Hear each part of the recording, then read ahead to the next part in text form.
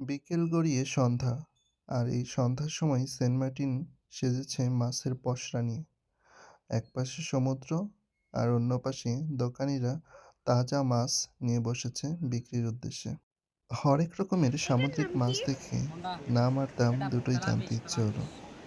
মহারানী তো একটা একটা করে মাছ দেখে বলছিল এটার নাম কি। দোকানি প্রথমেই আর বলল এটা? এটা ফ্লাইং ফিশ। কোনটা? এটা বাঁশপাতা। এটা?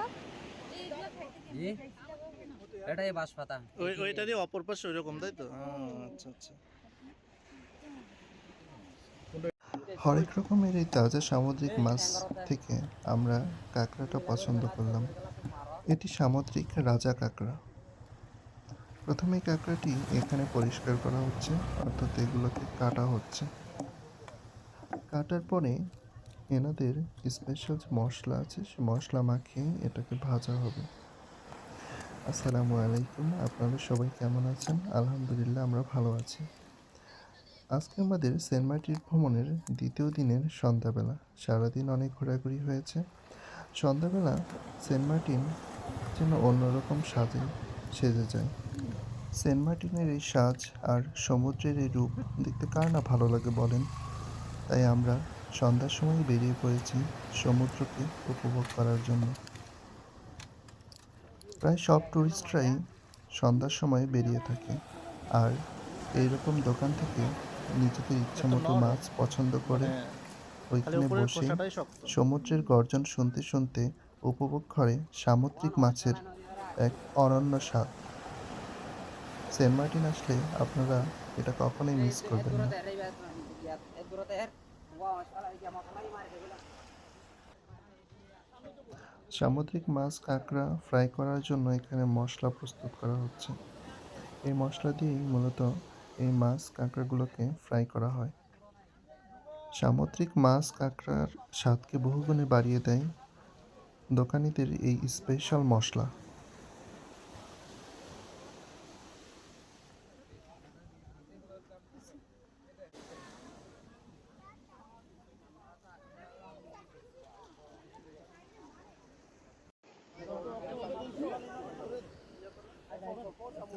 এখানে কাঁকড়ার পিসগুলোকে মশলায় ডুবিয়ে নেওয়া হচ্ছে। কিছুক্ষণ রেখে এটাকে ফ্রাই করা হবে। অসাধারণ মতো দাম। 300 টাকা।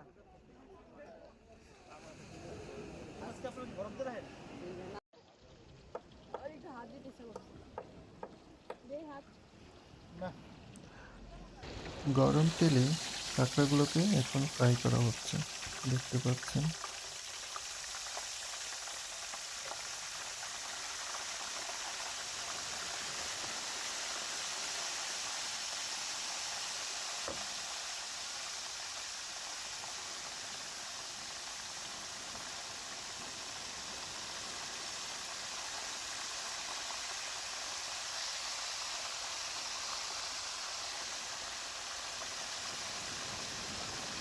কিছুটা ফ্রাই হতেই কাঁকড়াগুলো খুব সুন্দর দেখা যাচ্ছে, খুবই লোভনীয় মনে লাগছে।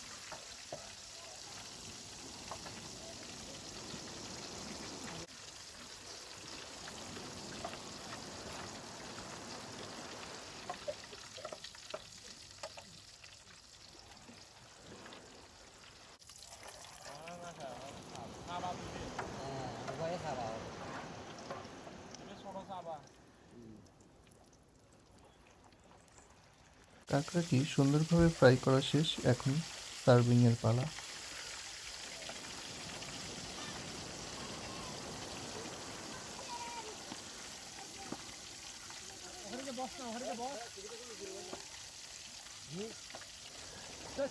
এক পিস করে প্লেটে তুলে এনাদের স্পেশাল আরেকটি মশলা উপরে ছিটিয়ে দেওয়া হচ্ছে।